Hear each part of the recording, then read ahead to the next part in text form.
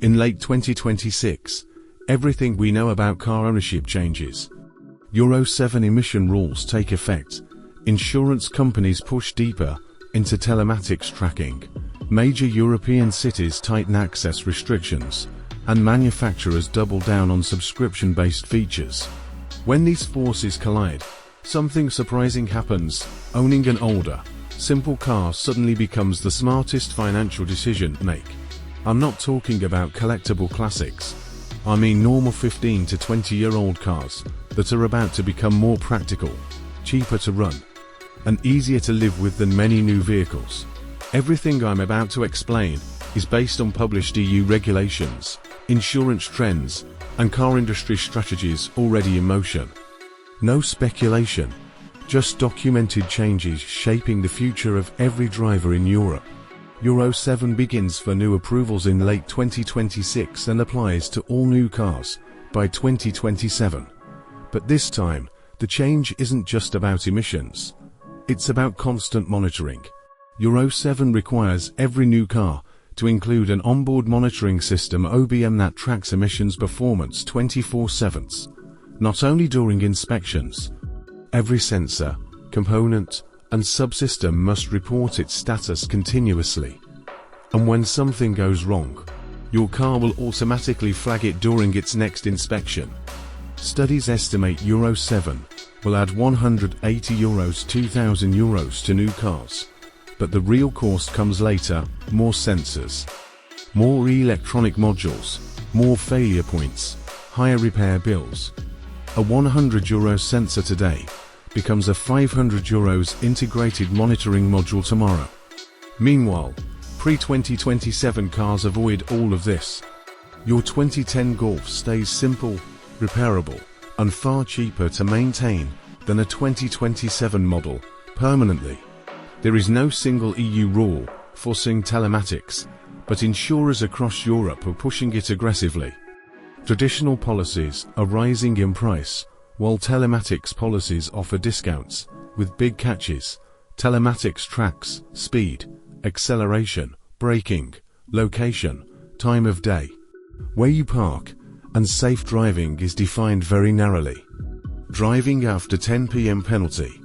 Accelerating normally onto the motorway. Penalty. Parking in a higher risk postcode. Penalty. You can refuse tracking under GDPR, but insurers are making it painful. Some charge 50 to 100% more for identical coverage without telematics. But here's the advantage of older cars. Many insurers offer classic or limited mileage policies for vehicles over 15 to 20 years old. No tracking required. Example: a 2008 BMW can cost €400 per year under a classic style policy, while a 2024 BMW costs €2,000 with monitoring, or €3,000 without it. Older cars, statistically, are owned by more careful drivers. Insurers know this, and they're pricing accordingly. Europe's environmental zones are tightening, but not uniformly.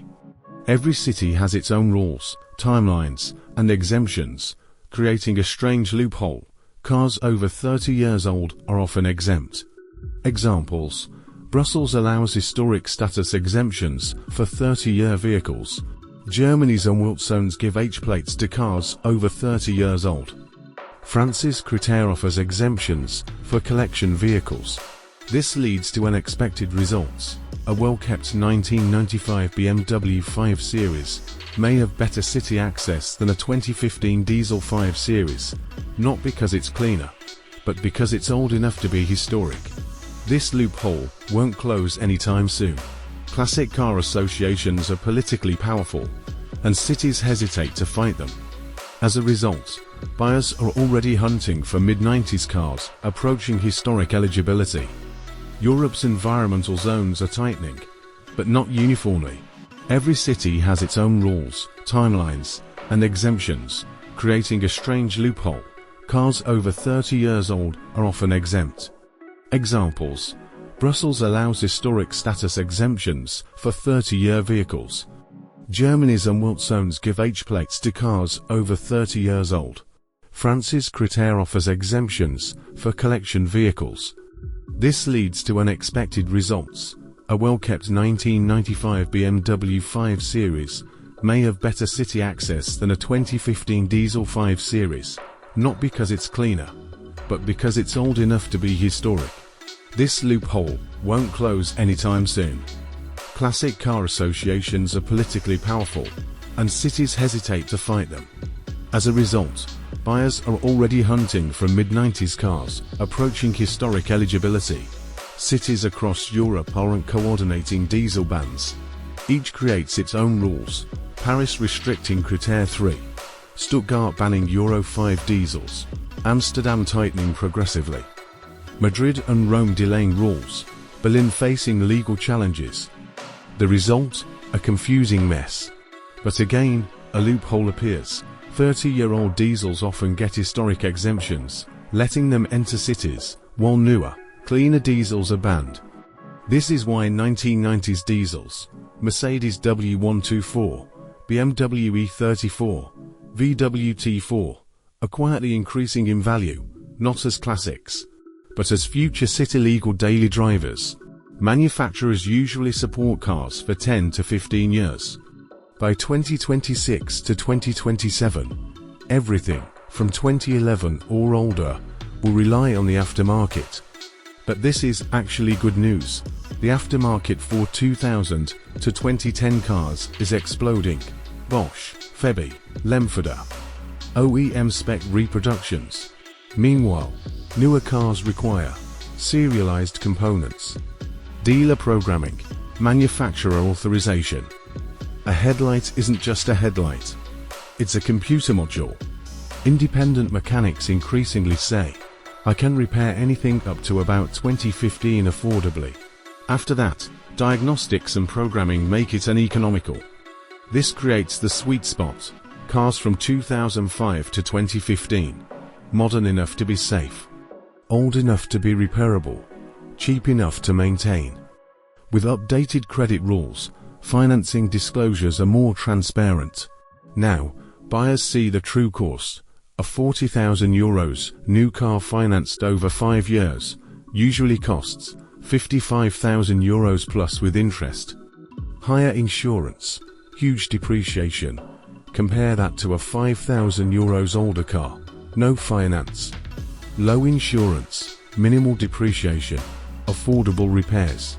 It's no surprise used car prices for reliable 10 to 20-year-old models have jumped 20 to 40% since 2020.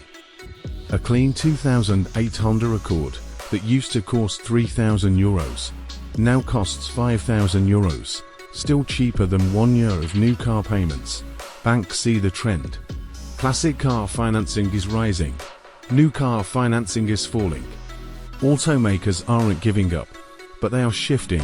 More EVs, more subscriptions, more premium models, fewer affordable cars. They can't build simple vehicles anymore. Regulations, development cycles, and infrastructure investments lock them into complexity. Even Chinese automakers must follow EU rules, meaning they can't offer simple cheap cars either. The regulatory framework forces complexity on every new model. When you combine regulations, insurance, city rules, subscriptions, and financing, the most rational choice becomes clear. Buy and maintain a reliable car from 2005 to 2015. These years offer the ideal balance: safe, comfortable, repairable, not over-digitalized, no subscription traps, no telematics requirements.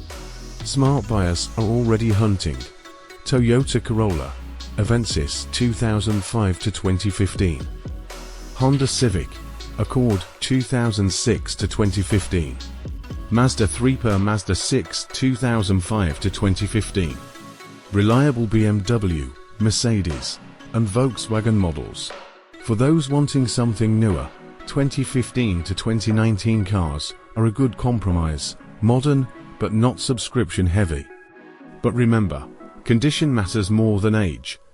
A well-maintained 2008 car may outlast a neglected 2018 car. What's your plan? Are you keeping your current car, buying older, or embracing the new? Let me know in the comments. This community is rewriting the rules of car ownership,